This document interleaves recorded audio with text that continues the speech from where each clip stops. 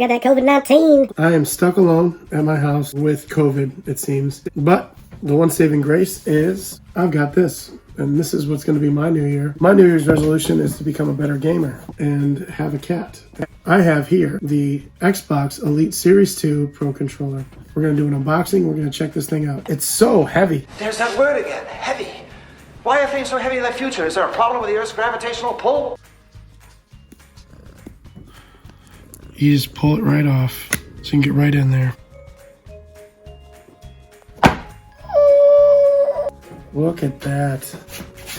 This carrying case is absolutely beautiful. That's one of the things that made me very excited about this product, is that you can charge it in the case. You can just sense the quality and the attention to detail. Did your money go somewhere for $160, $180? Yes, it did. On the back here, if you flip this little panel up, you have the charge port. And you can charge this inside this case just like this. You can wrap it all up, stick the charger in here. No, I can't even see this, so you get to see it first. Oh. We salute you. Showing. I see that there's a little storage up in here. My nephew has one of these, and it's absolutely amazing. Let's put this aside for just a second, and let's see what's under here, because I can feel the weight. There's something else in here. So underneath here you have, that's empty. This little thing, which looks like comes with a cord. I'm praying USB-C. I didn't look yet. Let's hope USB-C. Yes. Look at that. Nice braided USB to USB-C cord. That is beautiful. It doesn't say how long it is, but it looks like a decently long cable. And then we've got this. What do we got here? Literature. We have got the owner's manual for the Xbox Elite Series 2. Scan code on the back. It shows all the different ways to map it, how to pair it to your system, all that kind of fun stuff. We got another Microsoft product and regulatory guide, limited warranty and agreement. So explains the warranty in that one. And this is actually pretty cool that it comes with this, with a controller. It comes with Xbox Game Pass Ultimate. Redeem code for 14 days free. So with this controller, you get 14 days of Ultimate Game Pass. That's pretty friggin' cool. It's not like a full year or anything with the price you pay, but at least it gives you 14 days to tinker around with this thing if you didn't have Game Pass. That's a gold mine right there. Not really, it's like, $10. When you look at this thing, the weight, everything else is out. This stuff added weight. This thing just screams quality. Set that aside. And here's our charging dock. We have the D-pad. It comes with a D-pad, or you can have the Xbox D-pad that comes on it right there. We have the tool for adjusting tension, which I'll show you more of later. We have all the paddles, and we have several different thumbstick options. And look, even this is covered in a little felt, to where if you remove this, that is the charging dock. Look at that. It's got the 3-pin charging dock. I want to be clear, this is not a battery backup or anything. This is so you can put the controller in here to keep it safe, zip it up like that, and then put the cord in this little thing back here. So the cord has to be attached in order to charge this controller in the case. But the fact that you can charge it in the case is super cool. So without further ado, let's check this thing out. It feels really good. You can adjust the tension by popping these off, pulling your little tool out, which looks like this. See, right now it comes stock at the mid-level option. It comes actually at mid-tension. I like a high tension when it comes to my aiming. So I know that I aim in Halo or Doom Eternal, whatever it might be. I want this to be firmer. So I'm just gonna take this little thing. Oh, that's satisfying. It's not to where you can have a million different levels of adjustment. It has 3 levels. It's light, medium, and heavy. There's that word again, heavy. I like a heavy thumbstick. So let's see how that feels. Yeah, that feels really good. And I'm gonna take the other thumbstick off, and it's just got this beautiful chrome, like this smoked chrome to it. It's beautiful. You do one turn, and boom, you're at the firmest level. Very simple. Now both sticks are nice and firm, and magnetically, it pops right back on. If I tug on it, if I pull hard, obviously it's gonna come off, which means when you're playing, it's not coming off there. It's nice and firm. That is beautiful.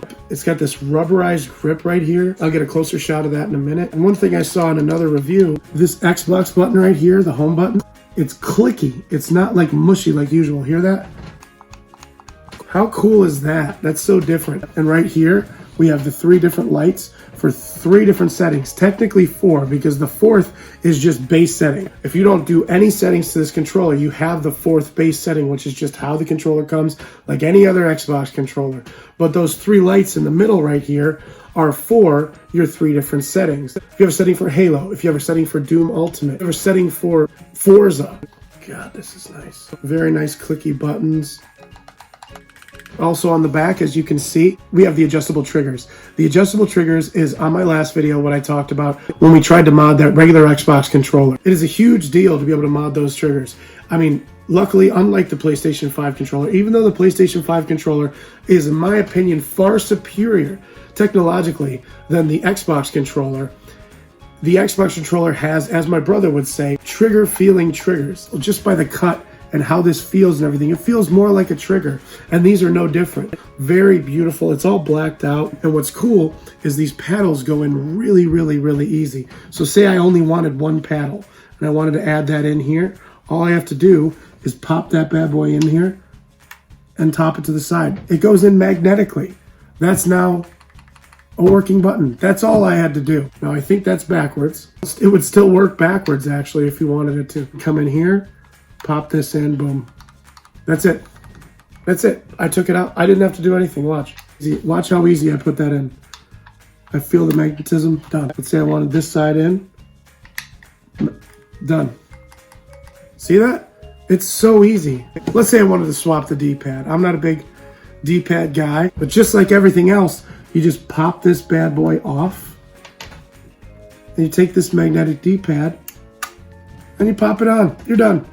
That's it. Everything on this controller is easily magnetically customizable, and that is why I bought it. Let's put this as brass tacks as I can, okay? The reason this controller is in my possession right now is not just so I can make a video. That's part of it, because I wanted to compare it. Here's how this went. I got the PS5 first. Excuse me. Whatever game you're playing, this trigger will customize to that game. You can feel it pulling the bowstring on a bow. You can feel the trigger pull and release of an actual pistol fire. I mean, there's so many different things that this controller, as well as haptic feedback, not just the adaptive triggers, but the haptic feedback, very similar to the HD Rumble in a Joy-Con on the Nintendo Switch, which is actually extremely impressive. It's brilliant. So I had argued with my big brother about which controller was better. Now we talked about whose hand feels better on what controller, but let's face it, I've always said, and many people have said, that this is the most comfortable feeling controller. Right there, beautiful. I just held the PS5 controller. This feels better. Everything, it feels better, except a couple of things. The sticks are not as firm as the PS5, and these triggers, as much as they feel more like triggers, do not at all have the technology that this PS5 controller has in it. And it's very frustrating when you go to play Halo Infinite on the Xbox Series X and it doesn't have, it might vibrate a little bit. It doesn't do anything. It doesn't have the same response because they didn't patent it like PlayStation did. And it's still an extremely comfortable controller to use, and it's very good. You can game all day with it and have a great time, but there's something missing. So what did I do? I decided I'm gonna go ahead, say screw it, and I'm gonna get the Elite Series 2 Xbox controller. And I can already tell you, is it absolutely worth the $150 I just paid for it? I can tell you that it feels like $150. It's heavy, it's very, very well weighted. Everything goes on very easily. I mean, you just take that right back off. It's fully customizable. I mean, you can do anything you want with this. There's 4 different paddles.